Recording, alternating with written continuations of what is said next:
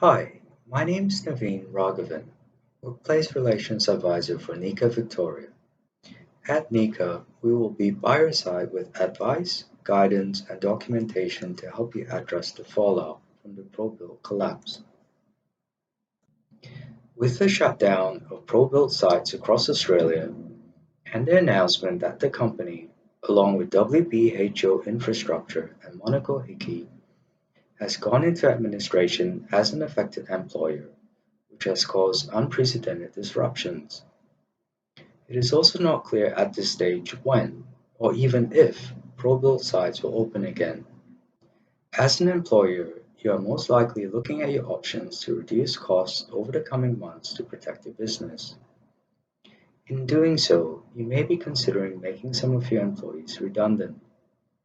Other options you might consider are accessing government financial support, allowing employees to access paid or unpaid leave, modifying duties or rosters, reduction of hours by agreement, or standing down your employees. Reducing the hours of work of an employee is a good way to keep your workforce employed while you consider other jobs and opportunities for the business rather than terminating employment straight away. It is important to consider employees' access to paid leave if they have sufficient accrual to this, including annual and long service leave. A period of unpaid leave may also be considered after consultations with affected employees. Duties and rosters may also be modified. We run through this in our guide that members can access by contacting us. Hi, my name is Saras Varatharajullu, or Saras for short, and I'm the principal lawyer for the legal arm of the Business Solutions Hub. Talking about reduction of hours for the workforce is the next part of this. Reducing the number of hours for your workforce is a really good alternative to simply just terminating your employees. It provides the company with the opportunity to look for other job opportunities while retaining the expertise of its workforce within the company's folds. Now, if you want to reduce the number of hours of your employees, you need to make sure that you comply with any consultation obligations contained within the company's enterprise agreement, employment contracts, policies, or any modern award that covers the employees. It is important to note that you cannot unilaterally reduce the number of hours for your employees. They must agree to it.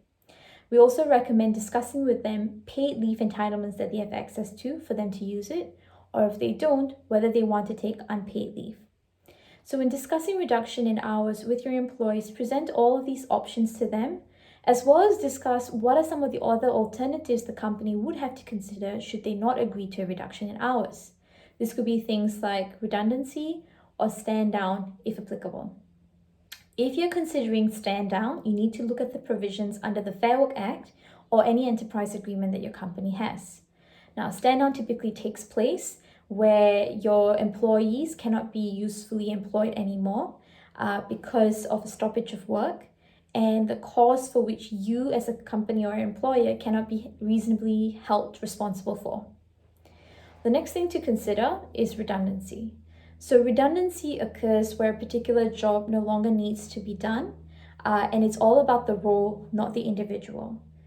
Certain scenarios where redundancies can take place is where there has been a technological change, where there's been an economic downturn, where company mergers, where there have been company mergers or restructuring, where there have been changes to production method. The pro-build site closures could fall within this purview.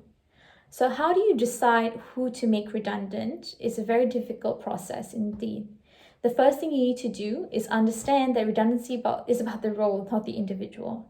Once you've identified the role that needs to be made redundant, say for example, you've got 10 employees doing electrical work and you need to make 2 of those roles redundant, you then look at all 10 individuals and start to consider who to make redundant out of the 10.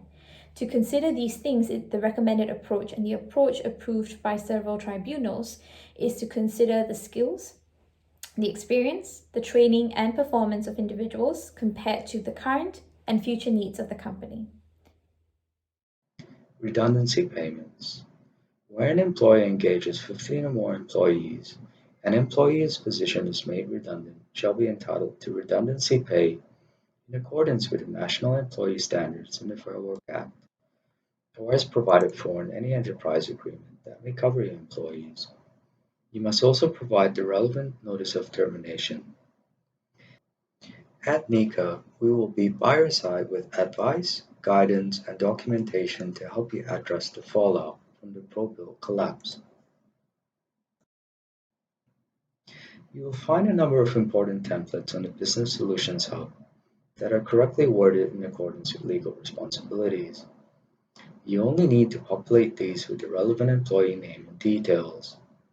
Templates include a stand-down letter template, general redundancy consultation letter template, a termination of employment letter template, a certificate of service annexure, and a termination of employment letter small business template. At the Business Solutions Hub, we will be by your side with advice, guidance, and documentation to help you address the fallout from the Probuild collapse.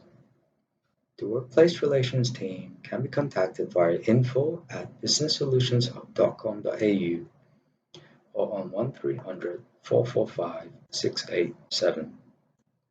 If you are unclear as to what those entitlements are, you can give us a call